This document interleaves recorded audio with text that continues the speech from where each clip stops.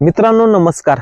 मित्रांनो, आपण आपल्या पिकांच्या वाढीसाठी त्याचबरोबर जास्त उत्पादन घेण्यासाठी आपल्या पिकांमध्ये जमिनीवर वेगवेगळ्या प्रकारच्या खतांचा वापर करतो. मग त्या ठिकाणी रासायनिक खत असतील, रासायनिक खत असतील, जैविक खत असतील, त्याचबरोबर सेंद्रिय खत असतील. पण मित्रांनो, जैविकचं व रासायनिकचा आपल्या जमिनीवर पिकावर काही दुष्परिणाम होत नाही. त्याचं म्हटलं की रासायनिक खताचा आपल्या जमिनीवर व पिकावर काय दुष्परिणाम होतो या व्हिडिओमध्ये आपण बघणार आहोत. त्याचबरोबर DAP व सिंगल सुपर फॉस्फेट म्हणजे डाय अमोनियम फॉस्फेट व सिंगल सुपर फॉस्फेट यामध्ये काय फरक आहे, कोणता आपल्या पिकासाठी योग्य आहे, कोणता आपल्या जमिनीसाठी योग्य आहे व सर्वात महत्त्वाचं कोणता आपल्या खिशासाठी महत्त्वाचं आहे, म्हणजे कोणत्या खताची किंमत ही चांगली आहे व कोणत्या खतामध्ये कोणते अन्न घटक आहे, कोणत्या DAP मध्ये कोणते अन्न घटक आहे, सिंगल सुपर फॉस्फेट मध्ये कोणते अन्न घटक आहे, त्याचबरोबर खतांचे प्रकार किती, सविस्तर माहिती या व्हिडिओमध्ये बघणार आहोत. मित्रांनो नमस्कार, मी ॲग्रिकॉस पांडुरंग अंकुशराव तावरे स्वागत करतो तुमचं आपल्या कृषी वेद या चॅनलवरती. मित्रांनो, तुम्ही जर आतापर्यंत आपल्या चॅनलला सबस्क्राईब केलेलं नसलं तर चॅनलला सबस्क्राईब करून पेजला फॉलो करायला अजिबात विसरू नका. मित्रांनो, प्रामुख्याने खताचे 3 प्रकार पडतात. मग त्याच्यामध्ये सेंद्रिय खत, यामध्ये आपण शेणखत, वेगवेगळ्या प्रकारचे पेंडी, गांडूळ खत याचा समावेश करतो.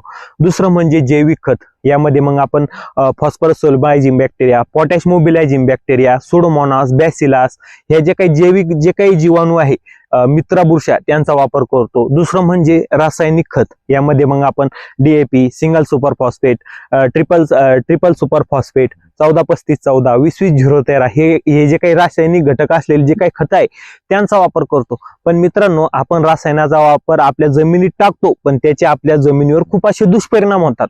आपल्याला सर्वात महत्वाचं म्हणजे रासायनिक खतांचा वापर करताना आपल्याला एक काळजी घ्यायची, ती म्हणजे आपल्याला रासायनिक खतांचा एवढाच वापर करायचा आहे जेणेकरून आपल्या पिकाला त्याचा पूर्णपैकी जे काही अपटेक आहे ते पूर्णपणे झाला पाहिजे. त्याचे जे काही अवशेष आहे ते आपल्या जमिनीत राहिले नाही पाहिजे. दुसरं म्हणजे आपल्याला रासायनिक खत वापरताना फक्त रासायनिकच खत आहे ते वापरायचं नाही, फक्त सेंद्रिय खत ते सुद्धा वापरायचं नाही व फक्त ऑर्गॅनिक खत ते सुद्धा वापरायचं नाही. आपल्याला बेसल डोस भरताना किंवा कोणत्याही जे काही खत आहे, कोणत्याही पिकाला खत टाकताना त्यामध्ये आपल्याला 40-40-20 याचा जो काही फॉर्म्युला आहे त्याचा उपयोग करायचा आहे, जेणेकरून आपल्या पिकामध्ये बॅलन्स असं न्यूट्रिशन मिळेल. तर मित्रांनो, तुम्ही म्हणसाल हा 40-40-20 फॉर्म्युला काय आहे? मित्रांनो, बेसल डोस मध्ये आपल्याला 40% सेंद्रिय खताचा वापर करायचा आहे, 40% रासायनिक खताचा वापर करायचा आहे व 20% जैविक खतांचा वापर करायचा आहे, जेणेकरून आपल्याला रासायनिक जैविक व सेंद्रिय हे जे काही खत आहे ते समप्रमाणात मिळून त्याचा जो काही धोका आहे, जास्त धोका आपल्या पिकालाही होणार नाही व जमिनीलाही होणार नाही. तर मित्रांनो, आता आपण बघू आपल्याला DAP व सिंगल सुपर फॉस्फेट मध्ये काय फरक आहे.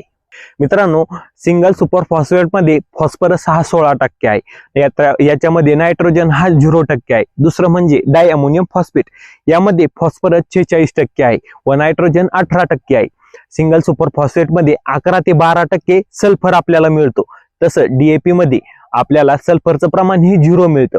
दुसरं म्हणजे सिंगल सुपर फॉस्फेट मध्ये आपल्याला कॅल्शियमची जी काही मात्रा आहे ती असल्यामुळे आपल्या पिकामध्ये ती उपलब्ध होते व DAP मध्ये कॅल्शियमची मात्रा नसतेच. दुसरं म्हणजे हा जे काही सिंगल सुपर फॉस्फेट आहे हे सरळ खत आहे, म्हणजे हे स्ट्रेट फर्टिलायझर आहे.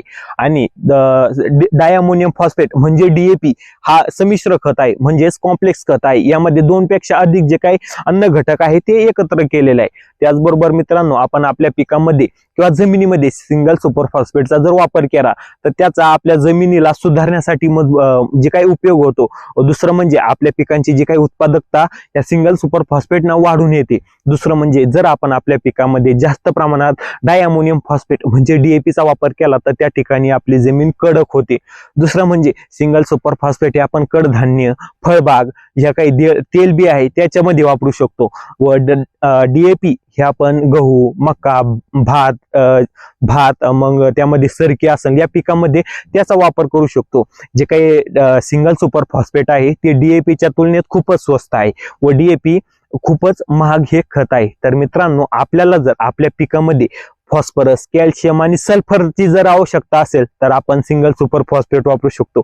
व आपण आपल्या पिकामध्ये जर आपल्याला नायट्रोजनची व फॉस्फरसची जर आवश्यकता असली तर आपण डाय अमोनियम फॉस्फेट म्हणजे DAP वापरू शकतो. तर मित्रांनो, आता आपल्याला तुम्ही ठरवायचं की आपल्याला आपल्या जमीन व्यवस्थित ठेवण्यासाठी, योग्य उत्पादन घेण्यासाठी आपल्याला सिंगल सुपर फॉस्फेट वापरायचं का डाय अमोनियम फॉस्फेट वापरायचं.